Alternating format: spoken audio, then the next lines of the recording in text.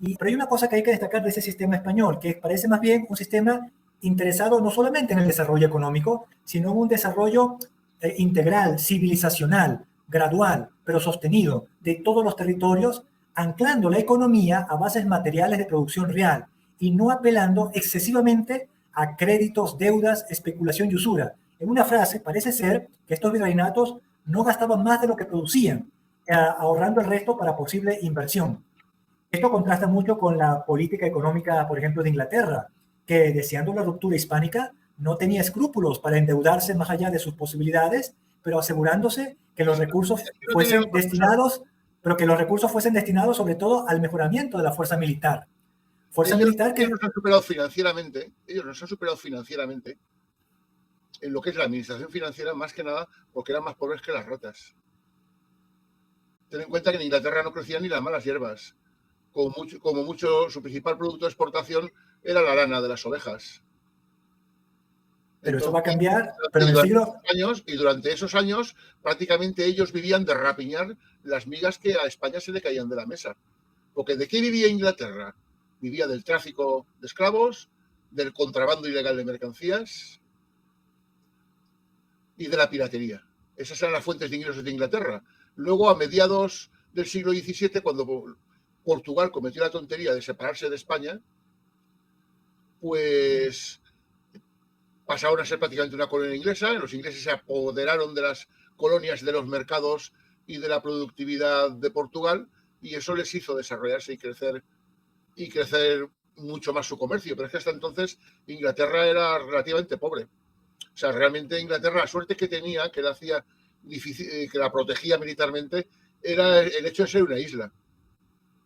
Pero realmente Inglaterra ha vivido siempre de rapiñar al resto de países. Nunca ha construido nada.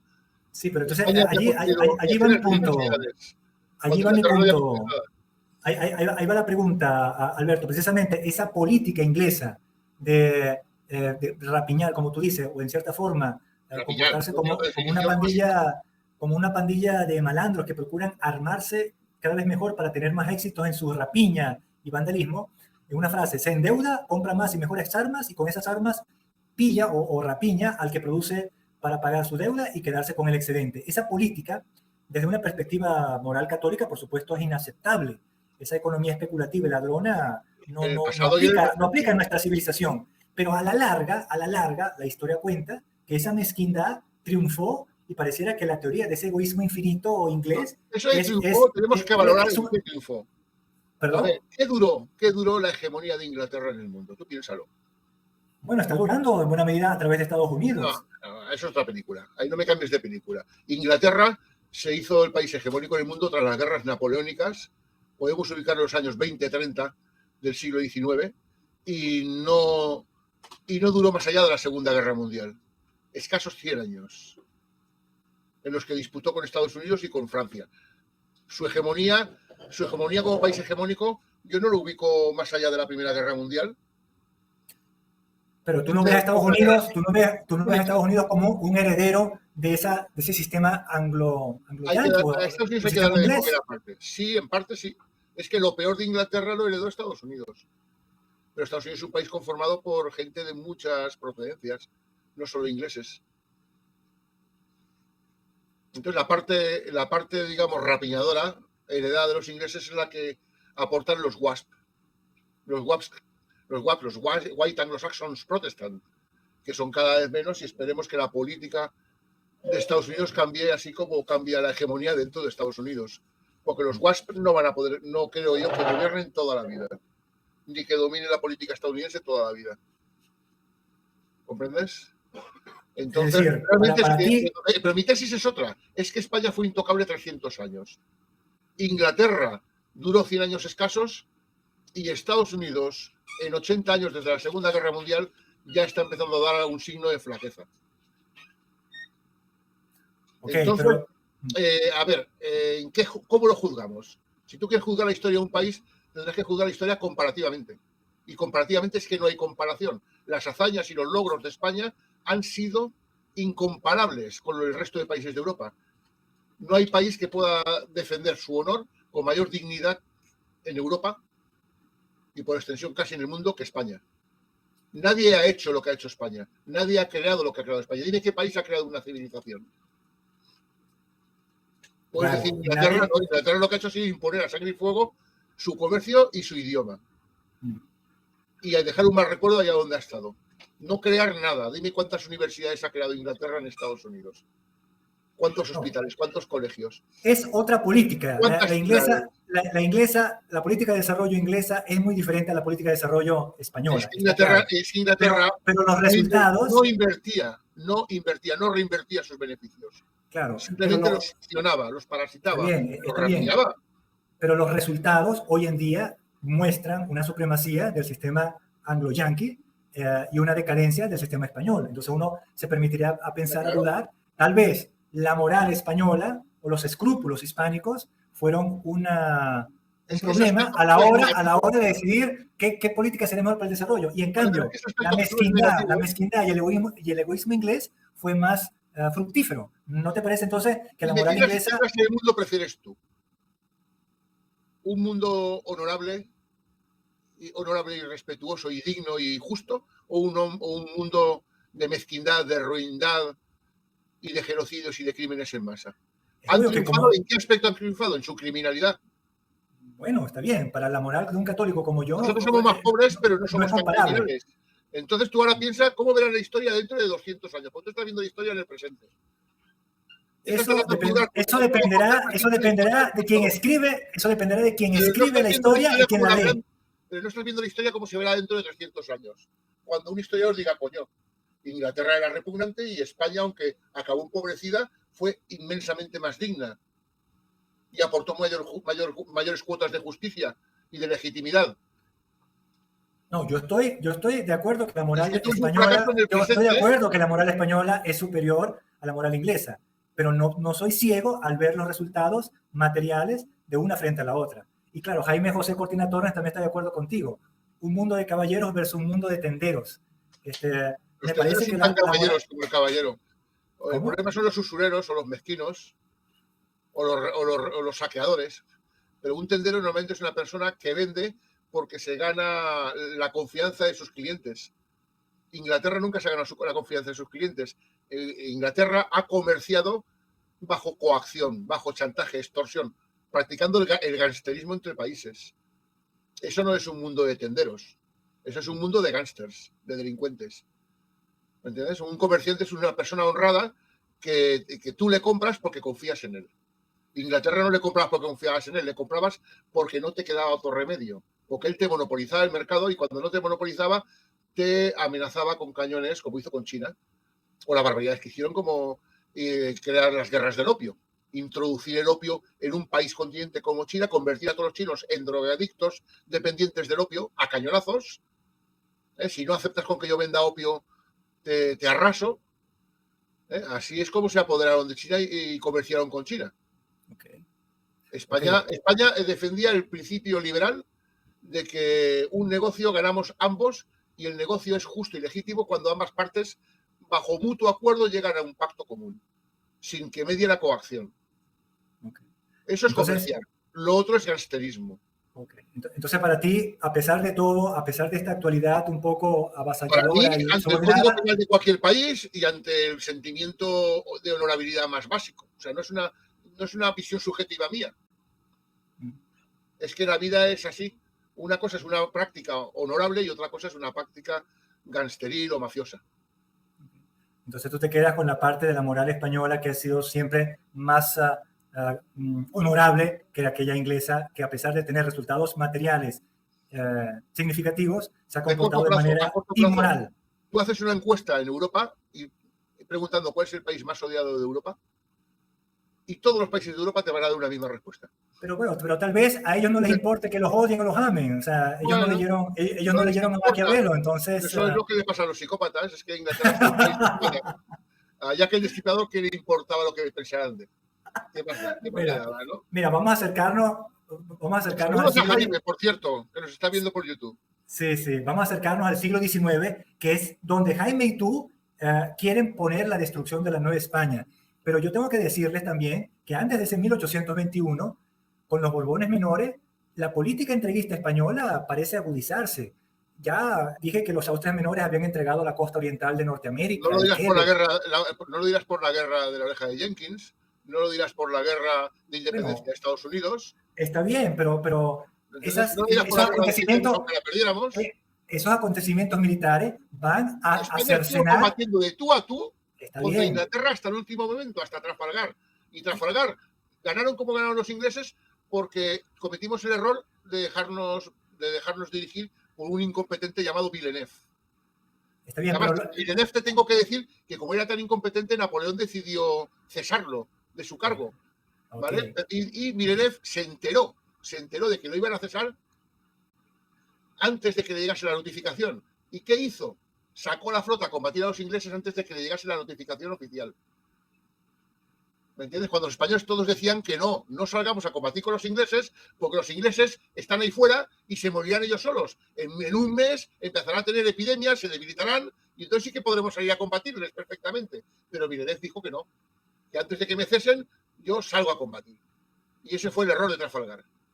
Ok, pero así como fue Trafalgar, también, por ejemplo, está el caso de Gibraltar, también está el caso de Santo Domingo, el caso de Trinidad, la Luisiana, la Florida. Son territorios entregados o cedidos. Y luego, durante todo el siglo XIX, lo que pasa en la América Española continental. Y más tarde con Cuba, Puerto Rico y Filipinas. En tu opinión, Alberto, esa política, o sea, tú no reconoces una política entreguista de la monarquía española borbónica a partir del siglo XIX, que tal vez, como dices tú, obedece a un intercambio de tierra por paz, pero que al final no resultó con más paz y más bien con menos tierra. O tal vez hay una señal de debilidad, de corrupción o de hartazgo en el sistema español para comenzar a ser tan, digámoslo así, débil o tan dado a entregar territorio del virreinato de la Nueva España. Alberto. Pues hombre, España era consciente, te puedo decir que el problema de España, uno de los principales problemas, es que después de haber tenido uno de los mejores reyes de su historia, Carlos III, pasamos a tener uno de los reyes más ineptos de la historia, que fue su hijo, Carlos IV. Ahí podemos achacar la mayoría de nuestros males. Ahí empezó una tradición que arrastramos incluso ahora, que es la tradición de la endogamia en el poder, de que tú gobiernas en función de hacerle caso a los que más te adulan. Ese fue el caso de Godoy, de Carlos IV, el caso de su hijo Fernando VII, cuando el manifiesto de los persas, Carlos IV con meter ahí a un niño bonito que le caía bien a su esposa, de meter de válido. ¿Entiendes? En lugar de elegir a los dirigentes por sus cualidades, los elegía por sus cualidades, por su caridad, pues los elegía por otros criterios como el ser más o menos afectos, el ser más o menos simpáticos, o el que me adules más o me adules menos. Fernando VII cometió el grave error de abolir la Constitución que le daba una enorme fuerza a todo el mundo hispano, porque al fin y al cabo todos los hispanos de ambos hemisferios contribuyeron en la creación de esa Constitución, y de un plumazo, por 4 aduladores que sacaron un manifiesto, pues sentó ya los principales cimientos para la autodestrucción de España. Porque España, en cierto modo, se autodestruyó. Es la lógica de que entre todos la mataron y ella sola se murió. Sí, por eso te quería un poco proponer que el libro, en vez de llamarlo La destrucción de la Nueva España, ¿hasta qué punto podría llamarse La autodestrucción de la Nueva España? Bueno, es que España era tan fuerte y tan poderosa que para autodestruirse o para ser destruida no valió solamente la intervención de extranjeros. Tuvieron que colaborar incluso desde dentro. Es lo que decía Bismarck: España es el país más fuerte del mundo, porque los españoles llevan 200 años intentando destruirla y no lo consiguen. Y yo a las palabras de Bismarck le añado que, 200 años y con la colaboración de ingleses y franceses, y tampoco lo han conseguido. No, totalmente de acuerdo. Ahí hay algo que habría que tratar de investigar mejor, cómo esa psicología, esa psicología española. Es que la solidez de España es incuestionable desde el momento que pensamos que estuvo 300 años. Y los principales defensores de España no eran los españoles, eran los nativos, los supuestos conquistados, los ultrajados, los despojados, los discriminados. Pues resulta ser que eso es todo falso, todas esas suposiciones, pues eran los principales defensores de España. ¿Quién defendió a España más que nadie? Los nativos. ¿Quién defendió a España más que nadie en Nueva Granada? Los nativos. Ellos sí que querían seguir perteneciendo al rey y a España, porque sabían que esos supuestos libertadores eran todos unos aprovechados que buscaban eludir el poder real, el poder de la nación, para poder actuar a su capricho y arbitrariedad.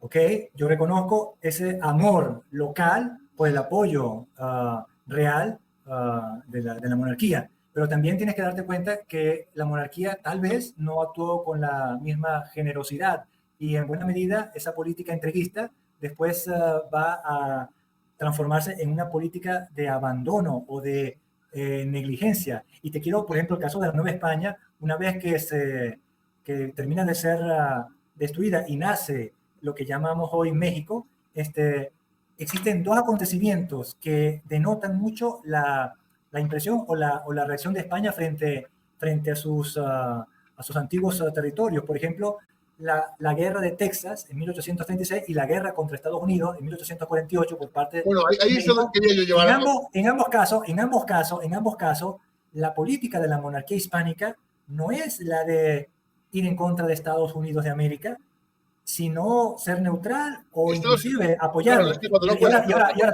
te quiero detallar que esa política de la monarquía hispánica en esos acontecimientos será luego pagada por los mismos Estados Unidos de América en la guerra de 1898, cuando los Estados Unidos de América le quitan a España, Cuba, Puerto Rico, Filipinas, y, etcétera. ¿No te parece que ahí también... quería llegar yo a un punto? Es que hemos hablado de cuándo se inició la destrucción de Nueva España. Y ya te he dicho yo, creo haberte lo dicho, si no te lo digo ahora, que eso, pues el inicio fue el 15 de septiembre de 1821, tras el acuerdo trigarante entre Vicente Guerrero y Agustín Iturbide. Pero la destrucción definitiva, el final, fue en 1898 con la famosa guerra de Cuba. Aún es típico en España la expresión de que más se perdió en la guerra de Cuba. Realmente la guerra de Cuba no se perdió tanto, se perdió mucho, cuando se perdió realmente fue en el 21, no en el 98. Pero la actitud de España a lo largo de todo el siglo XIX era la lógica, en un país inmerso en decenas de golpes de Estado, de pronunciamientos, de alzamientos, de guerras carlistas. Sobre todo las guerras carlistas tuvieron un efecto destructivo del potencial de España y nos impidió poder tener relevancia a nivel internacional. ¿Cómo podemos tener relevancia a nivel internacional cuando en España tienes una consecución incesante de golpes de Estado, que son innumerables? ¿Entiendes? Cuando tienes 3 guerras civiles, sobre todo la primera guerra carlista, costó 350.000 muertos. Casi tantos como la Guerra Civil Española del 36. Con una diferencia, fue una guerra que se hizo con mosquetes y sablazos y algún cañonazo. Y la Guerra Civil Española, y tuvo casi tantos muertos como la Guerra Civil Española, con artillería moderna, con aviación y con ametralladoras. ¿Tú te imaginas el nivel de destrucción que supuso la primera guerra carlista para España? ¿Tú te imaginas toda esa energía y esos recursos derrochados, matándonos entre nosotros, defendiéndolo, en lugar de matarnos entre nosotros, que se vinculasen a defender nuestros legítimos derechos en América? Ten en cuenta que hayamos expulsado al ejército más poderoso del mundo. Es decir, tú en buena medida justificas esa pasividad española. No, yo no justifico, yo me explico a mí mismo, bajo mi propia subjetividad, de que es que hacíamos lo que podíamos. Bastante aguantamos 2 guerras en Cuba, la guerra en Santo Domingo, las guerras en Marruecos, la guerra del Pacífico. Es que aún así tuvimos muchas guerras internacionales, a pesar de que el verdadero problema lo teníamos en España. Solo te remito a la frase de Amadeo de Saboya, el primer rey que yo recuerde que dimita, que diga, no, yo dimito, no quiero saber nada. Que se fue y le dejó con el problema a los españoles. Claro, lo que explicó él es que si los enemigos de España fueran extranjeros, yo al frente de mis ejércitos los combatiría. Pero quien injuria, creo que utilizó la palabra injuria, a España, ya sea de obra, de palabra, con la pluma, con la espada, son españoles. Y el tío, viendo que éramos los españoles los máximos culpables de nuestras propias desgracias, pues dijo, pues aguante vuestra madre que yo soy italiano. Bueno, ahora mira, también acá nuestro amigo Jaime comenta de que España ya en el siglo XIX ya no era soberana y en buena medida también explica el porqué de esa política un poco discutible frente a los acontecimientos americanos, ya que su dirigencia era servil a otros intereses que no eran los intereses españoles. ¿Estás de acuerdo de que ya en el siglo XIX España ya no era soberana o era más bien...? A partir de 1833, pues España dependió por culpa de los carlistas, que siempre volvemos a lo mismo, los teocráticos, anacrónicos y retrógrados son los máximos, junto con los ultraprogresistas, son los máximos enemigos internos de España. Por culpa de ellos nos tuvimos que matar entre nosotros y dependimos de una grave deuda con Inglaterra que no nos la quitamos de encima hasta principios del siglo XX, que lastró pues toda nuestra capacidad de generación de recursos. Eso fue por culpa de la guerra carlista. O sea, al final fue por culpa nuestra también. Si nos tuvimos que endeudar con Inglaterra, pues fue por culpa nuestra. Porque había unos de nosotros que se querían con más razón que el resto y con legitimidad para matar a que no pensara como ellos. Que es el caso de los tradicionalistas carlistas, que hoy son los que alardean de que son los más hispanistas. ¡Ah, yo, súper hispanista! Pues mira, macho, tú te cargaste España. Si menospreciara que un liberal como Rafael del Riego, pues contribuyera notablemente a despedazar España. Sí. Ahora, llama la atención acerca de esa falta de recursos o esa necesidad de endeudarse, y entonces yo quiero conectar eso con una pregunta que ya en su tiempo se la hice a... Perdón, antes que me hagas la pregunta. Se da otra circunstancia que reforzó al resto de Europa en la misma proporción que debilitó a España. ¿Cuál es esa circunstancia? Esa circunstancia es que tanto Inglaterra, el norte de Francia y Alemania, pues gozaron de dos grandes ventajas. La ventaja número uno es que sus países son llanos y estaban sobre una mina de carbón. Tenían el carbón a tutiplén, que decimos en España, en plena disposición. Que el carbón era la energía, lo que ahora es el petróleo. Y luego tenían ríos navegables. Entonces, ¿qué gran ventaja tenían? La ventaja de poderse industrializar a mucha mayor velocidad que el resto de los países mediterráneos, especialmente España. Entonces, eso también marcó una diferencia notable. España no podía tener la producción industrial que podía tener un país que hasta entonces vivían en taparrabos y vivían casi en la Edad Media, como era Alemania, y se alimentaba gracias a las patatas que les habíamos enseñado a cultivar los españoles, porque si no se morían en hambrunas, cuando no en guerras de religión.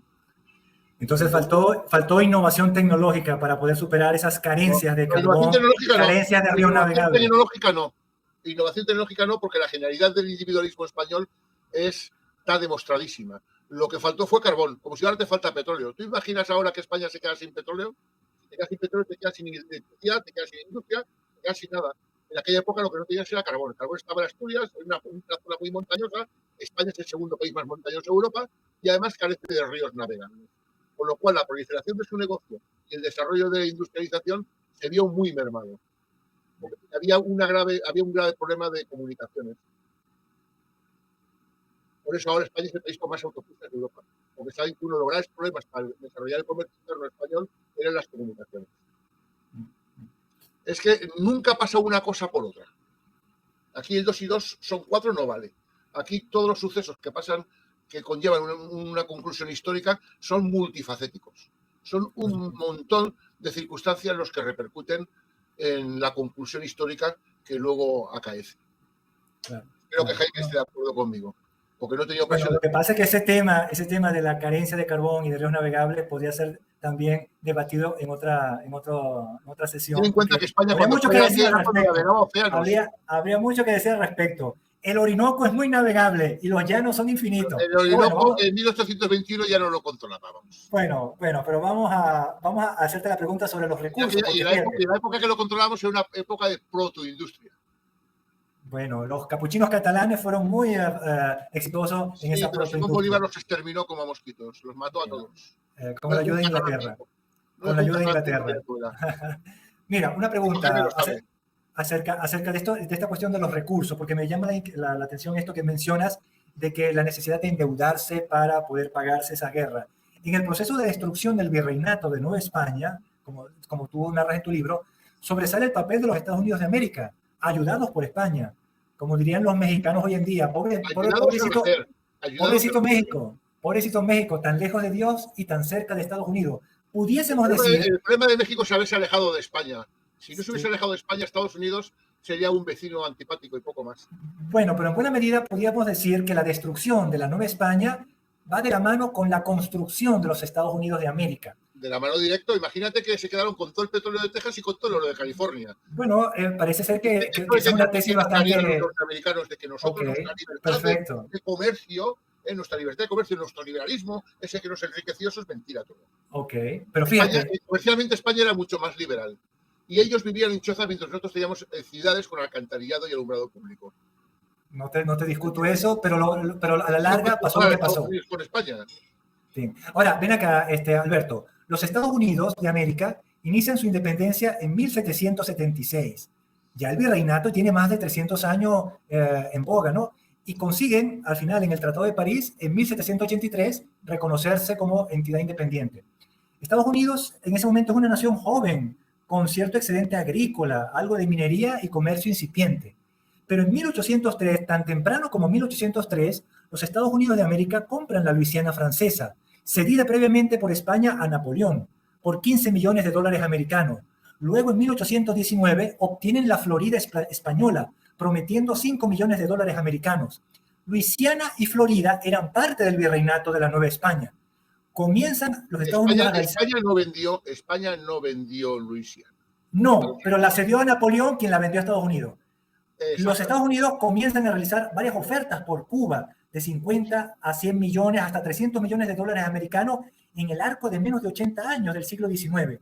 En ese mismo lapso pagan 7 millones de dólares americanos por Alaska y una cantidad simbólica de varios millones de dólares americanos por la mitad de México después de la guerra de 1848. Entendiendo que los vendedores difícilmente aceptarían dólares americanos porque para la época no debieron ser muy confiables, seguramente exigirían cantidades equivalentes en oro, plata u otra cosa de valor reconocible y confiable. ¿Cómo Alberto explica que una nación apenas nacida en 1783 ya tenga tanto dinero para comprar tanta tierra en tan poco tiempo? ¿Cómo obtuvieron ese dinero para comprar tierras? ¿La agricultura y el comercio dieron tanto en tan poco tiempo, Alberto? ¿O es que acaso se trataban de intentos de estafa para fingir un pago que no ocurriría?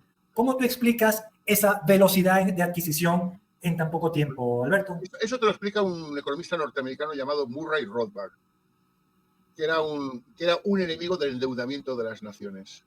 Y le echa la culpa a Thomas Jefferson, porque en contra de los principios de Thomas Jefferson endeudó a Estados Unidos, endeudó el Estado y consecuentemente al resto de los norteamericanos para comprar la Luisiana. Eso por una parte.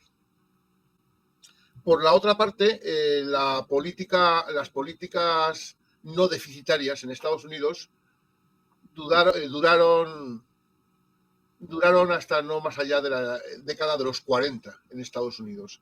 A partir de ahí entraron a gobernar personajes que defendían políticas inflacionarias de endeudamiento. Eso conllevó que se endeudaran para hacer la guerra contra México. O sea, se endeudaron con Jefferson para comprar esos territorios y después de alguna manera pagaron esa deuda con guerra. Ellos, que sepamos, Estados Unidos se podía no pagar las deudas, que es lo que pasó con la deuda de la independencia y lo que pasó con la deuda de la venta de la Florida. Y yo aún estoy esperando encontrar un documento en el que se sepa que Napoleón cobró. Okay. Yo no sé si Napoleón cobró. Es decir, fingen que pagan, pero no, al final simplemente la política de es un pillaje, es otro pillaje. Es que es un país de pillos, un país donde además, ¿quién prolifera? ¿Quién se ha prosperado en Estados Unidos durante los primeros 150 años? Los gángsters, los pillos y los monopolizadores. ¿Quién prosperó? ¿Quién se hizo el hombre más rico del mundo en Estados Unidos? Rockefeller. ¿Sobre qué base? Sobre la base de destruir la competencia y monopolizar todos los eslabones de la cadena de producción y comercialización del petróleo. Estados Unidos es como país liberal y tiene el mismo liberalismo que Al Capone. Okay. Es decir, otra vez la inmoralidad inglesa en plena vigencia a través de estas si tiene alguna mentiras. Ventaja moral, ha sido su inmoralidad. Si tiene alguna ventaja en los resultados finales, han sido siempre en base a su inmoralidad. Y su inmoralidad la estás viendo ahora. ¿De qué vive Estados Unidos? ¿Cuál es el factor de mayor riqueza de Estados Unidos? La monopolización del comercio del petróleo en base a su moneda. Todo el mundo entrega bienes y servicios a Estados Unidos reales, que eso es economía real, la producción de bienes y servicios, y Estados Unidos, ¿qué te entrega a cambio? Papelitos de color verde. Sí, yo estoy consciente de ello, pero les resulta, o sea, tiene buenos resultados, o sea, las personas abrazan el papelito, o reciben el papelito. Solo tienen buenos resultados si tú monopolizas manu militari. ¿Por qué el petróleo del mundo se tiene que comercializar con dólares? Bueno, porque un día Nixon le dijo o esto o te bombardeo. Bueno, pero es que los gángsters actúan así, con el argumento de la fuerza, ¿no? Exactamente. Pero luego comparamos con los demás y dice, bueno, pues es que al fin y al cabo Estados Unidos son los menos malos. Yo no me quiero imaginar cómo sería un mundo. Sí que me lo imagino, porque solamente hay que ver los países del entorno de Rusia. Yo no me quiero imaginar cómo sería un mundo donde el poder hegemónico fuera Rusia. ¿Y China? ¿Tú te imaginas un país que el poder hegemónico del mundo fuera China? Yo noto allí un dilema moral por razones de cultura, ¿no? No tiene moral. El único país que ha demostrado actuar hegemónicamente del mundo, imperialistamente, llamémoslo imperialismo, pero con moral, ha sido España. Y eso lo dice un importante historiador inglés. Después de conocer la historia de España, dice que no hay país que hay muchas razones, muchísimas más razones para estar orgulloso de ser español que de ser de cualquier otro país de Europa, que ser inglés, que ser francés, que ser holandés. Si hay alguien que puede estar orgulloso por su trayectoria histórica de ser perteneciente a su nación, no son los franceses y no son los ingleses, ni son los holandeses. Los únicos son los españoles. Bueno, pero digamos que la moral está atada a las creencias y a la cultura del pueblo que la está practicando. Entonces, los chinos tienen su moral, lo que pasa es que no es compatible con la nuestra, igual los rusos, igual los ingleses. Los ingleses, lo que nosotros vemos como inmoral, de repente ellos lo ven como perfectamente aceptable. No llegues 5 minutos a una cita con un inglés.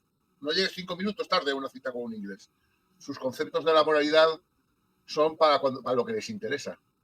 O sea, el problema que tienen es en lo que se dice, un problema, sí, es un problema. Realmente la máxima acusación que le podemos hacer es su doble moral. Lo que tiene es doble moral. ¿Vale? Ellos quieren que los principios morales sean respetados cuando les afectan a ellos. Cuando los principios morales son agredidos, para los demás les da igual. Por eso los derechos humanos tienen cierta importancia en su país, pero en el momento son en Guantánamo ya los derechos humanos da igual. En Guantánamo ya los derechos humanos de Norteamérica les da igual. Y Guantánamo es de ellos.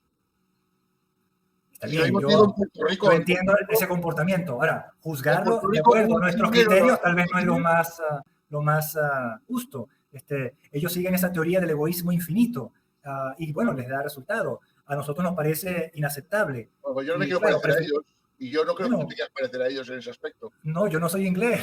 yo soy de cultura católica, tampoco soy de cultura china ni de cultura rusa. La catolicidad no te da la moral te la da los sentimientos, los principios morales. Bueno, las creencias y los valores que uno albergue y sobre los cuales uno se basa también te guían esa moral. Bueno, pues esos principios morales del catolicismo que tú mencionas, que son el respetar el derecho a la vida, a la libertad y a la propiedad, pues esos principios morales también proceden de los católicos que estudiaron la filosofía y la teología musulmana. Sí, yo no lo niego, pero digamos, me distingue. Está bien, nosotros tenemos raíces judeo-islámicas, pero tenemos también las diferencias. Pero fíjate, vamos a ir... decir que es que centrarlo todo en el cristianismo es agarrarse a una falacia. La moral es la moral, al margen de la religión. Bueno, sería un debate muy interesante si la moral está separada de la religión. Eso sería algo que deberíamos tomar en otra sesión. Pero aquí estamos hablando de tu libro, La destrucción de la Nueva España, ¿verdad? Y entonces queremos hacerte preguntas acerca de tu libro, porque tú acabas de decir, o hace poco... Bueno, pues yo te quiero comentar cosas que son muy significativas y son muy relevantes y tú las has vivido toda tu vida y no has percibido que era todo cultura española. Entonces vamos a hablar del Far West, el lejano oeste. que conquistaron los heroicos norteamericanos con John Wayne y Gary Cooper a la cabeza. Hollywood. Conquistaron el Far West matando a los indios salvajes que eran más malos que la tiña. Esa es la película que te han vendido toda la vida. Correcto. Entonces tú analiza el típico vaquero del Far West, que es un tío con un chaleco andaluz, un sombrero andaluz, una prenda cubre pantalones, que le llaman chaps en inglés, que su nombre viene de chaparrera, un hombre español, y montando un caballo Mustang. Mustang, que te lo conocerás por el Ford Mustang, pero resulta ser que es una palabra que viene de una antigua institución española que regulaba y controlaba la producción ganadera, la mesta. Cuando un caballo perdido, sin dueño, no era capturado, pues pasaba automáticamente a ser propiedad de la mesta. Un caballo que cabalgaba libre. Era un caballo mesteño. Ahora tú pronuncias mesteño en inglés. Y mira, aquí a ese tipo de cosas también le decíamos o le decimos realengo. Es un animal realengo. O sea, a ver, su falta de cultura o de conocimiento de su propia cultura, lo que se ha hecho ha sido interiorizar dentro de ellos como cultura propia lo que no es su cultura, es cultura española. Okay. Un vaquero, un cowboy, no es ni cow ni boy, es un vaquero español, que es una profesión típica de Andalucía que exportamos nosotros.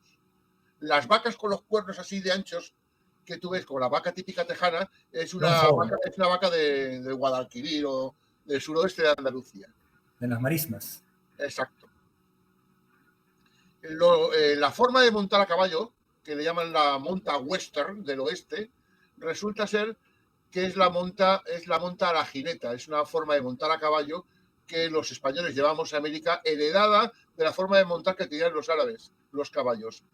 Hay dos maneras de montar a caballo. Una es a la brida, que es con el bocado en la boca y tú manejas el caballo desde la boca. La otra es a la jineta. A la jineta tienes una presilla en la parte superior y la parte inferior de la cabeza del caballo, con lo cual tú diriges la cabeza del caballo. ¿Me entiendes? Pues toda esa manera de montar los caballos y de domarlos es una forma española de manejar los caballos. Los caballos mismos eran de origen español, de raza española berberisca, con un fuerte componente árabe.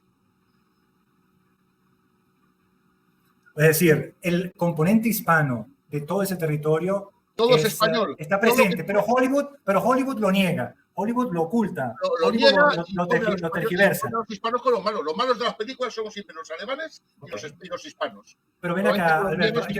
Ahora te voy a hacer una pregunta, porque sin duda, como tú dices en tu libro, Hollywood ha hecho grandes esfuerzos para tergiversar la historia de esta destrucción de la Nueva España y encumbrar la toma anglo-yanqui del virreinato.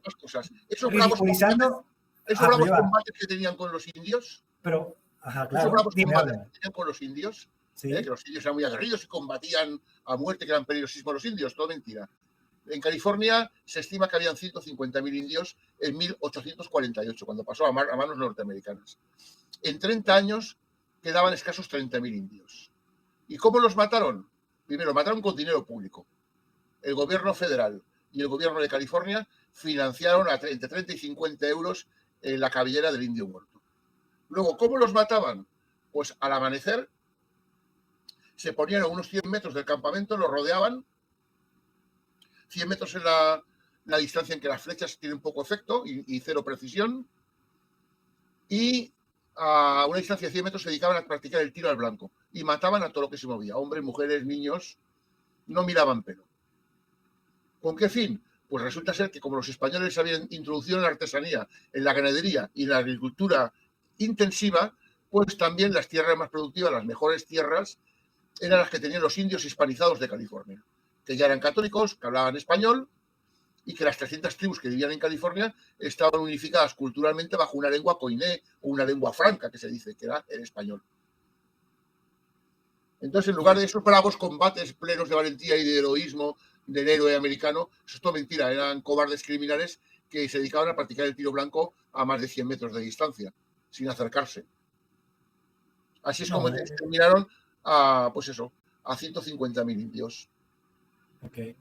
Pero esa influencia de las películas del oeste, que tú también has mencionado en tu libro, que parece ser que afecta mucho a los niños de la hispanidad, esta misma influencia no afectaría a otras civilizaciones, porque al fin y al cabo Hollywood no solamente ridiculiza y minimiza o oculta la presencia novohispana en Estados Unidos, sino que también ha hecho películas que denigran de otras civilizaciones. En Hollywood se ha demonizado a los rusos, en Hollywood se ha satanizado a los árabes, en Hollywood se ha humillado a los chinos. Sin embargo, los niños rusos no parecen crecer con autodesprecio por su condición rusa.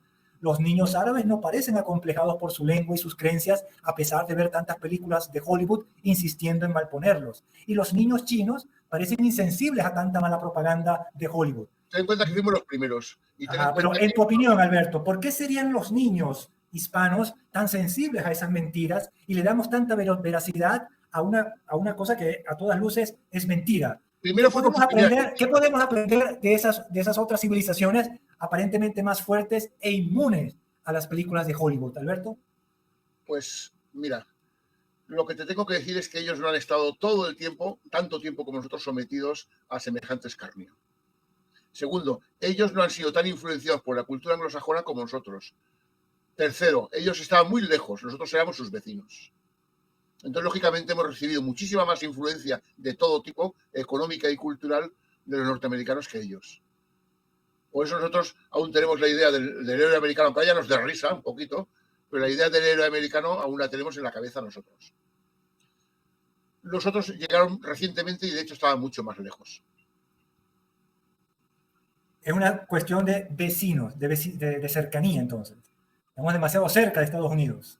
Y sí, lo que decía, demasiado de lejos de Dios, como dicen los mexicanos. Ahora, todas las falsedades y manipulaciones que has mencionado, Alberto, no son nuevas. Es decir, mucho antes de que nacieras tú, ya se sabía del genocidio nativo de Norteamérica, de la matanza de filipinos. No hay los medios que hay ahora para saberlos. Tú antes no tenías la capacidad suficiente para discernir hasta qué nivel había sido un genocidio, un crimen bestial aquello. Hace 50 años tú no tenías esa capacidad de discernirlo. Ahora sí que la tienes.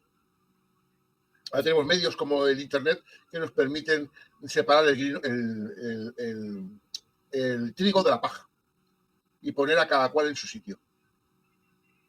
Entonces tú piensas que hoy en día, con la tecnología que está a disposición, hay mayor posibilidad de difundir, de divulgar y despertar conciencias en toda la hispanidad acerca de estas verdades que han sido por mucho tiempo ocultadas, pero que sin embargo esa ocultación ha contado con complicidad dentro de la misma España y de la Nueva España. Es que Hollywood, tienes que pensar que Hollywood y los medios de comunicación norteamericanos son, digamos, una parte de la política exterior norteamericana, destinada a camuflar sus maldades y a destruir el amor propio de los demás, a sentirnos acomplejados. ¿Me entiendes? En la función principal de Hollywood, el mejor enemigo, ¿sabes quién es el mejor enemigo?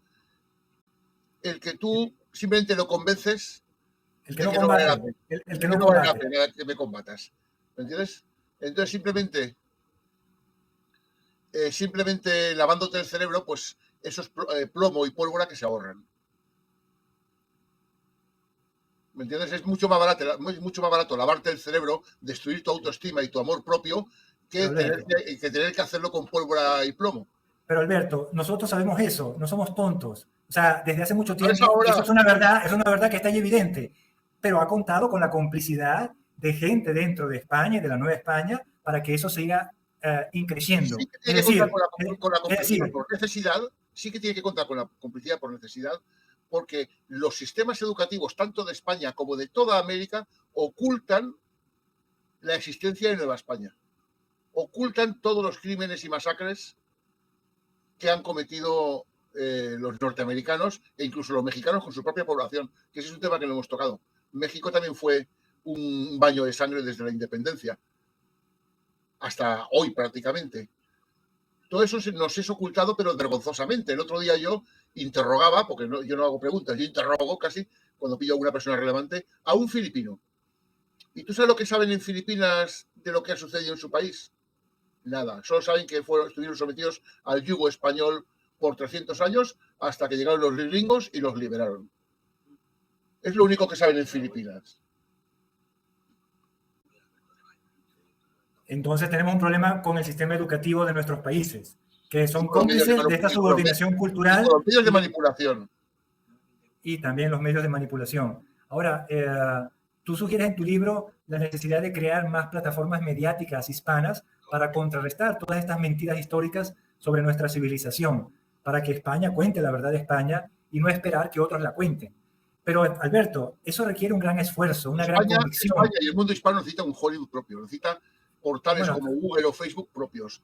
España y el mundo hispano necesita una producción audiovisual propia que cuente sus verdades y que refute las mentiras norteamericanas. Totalmente de acuerdo, pero eso requiere un gran esfuerzo, una gran convicción, mucho tiempo y dinero, Alberto. Y actualmente el mundo hispánico, empezando por México y terminando por la misma España, no parecen muy inclinados a ese tipo de aventura y prefieren seguir subordinados a los dictámenes culturales, económicos y políticos anglo-yanquis. Es más cómodo en apariencia. En buena medida, hoy en día, el otrora virreinato de la Nueva España y toda la hispanidad es un territorio a explotar por el anglo-yanqui, donde puede saquear a su antojo sin rendir ninguna cuenta y asegurarse materias primas baratas y recursos naturales a plena disposición, con un controlado número de nuevos esclavos muy educados en la mentira histórica y en el autodesprecio, con un creciente vacío espiritual.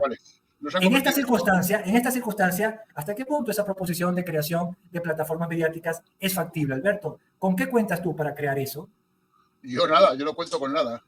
Yo cuento con mi opinión. Yo cuento con mi opinión. Yo lo lanzo al aire para que la gente lo cree. Sí. Esta proposición que hace de crear un Hollywood hispano, de crear redes sociales, plataformas mediáticas hispanas que puedan relatar la verdad histórica de la hispanidad de España y de la Nueva España y contrarrestar los efectos que todas estas películas de Hollywood y producciones audiovisuales contrahispánicas están produciendo en todas nuestras generaciones y que, bueno, no nos va a permitir salir del actual atolladero. Entonces, en este libro, Alberto lanza esa proposición, la construcción, como ha sido destruida la Nueva España, él propone construir nuevas plataformas mediáticas para difundir la verdad histórica de la Nueva España, de España y de toda la hispanidad, a fin de crear conciencia, un despertar de conciencias entre todas las personas que piensan, hablan, aman, rezan en español. Y una reestructuración del sistema educativo. El exceso de vinculación del sistema educativo con los intereses de los estados, o sea, lo que conocemos como educación pública, no conlleva un beneficio, va en detrimento de los hispanos como individuos. Solamente le interesa al poder político temporal, que por alguna razón está mediatizado para mantenernos ignorantes de nuestra realidad presente e histórica. De hecho, ahí rompo una lanza en favor de la educación privada, una libertad educativa y que no esté vinculada esa educación al capricho del gobernante de turno. Bueno, qué bueno que mencionas eso, porque me das la oportunidad entonces de recordar que desde acá, desde la Fundación Horacio Ducharme, nosotros estamos trabajando en un proyecto llamado Escuela para la Hispanidad, que pretende construir precisamente o dar un aporte para un sistema formativo diferente que promueva los valores de la hispanidad y que en buena medida contrarreste toda esa narrativa de subordinación cultural y de mala propaganda que se ha dado por mucho tiempo en el caso de Venezuela y también en el caso de todos los territorios que constituían la América Española y la hispanidad. Este proyecto de Escuela para la Hispanidad, nosotros lo estamos construyendo, comparto con ustedes un enlace de la Fundación al respecto para que tengan conocimiento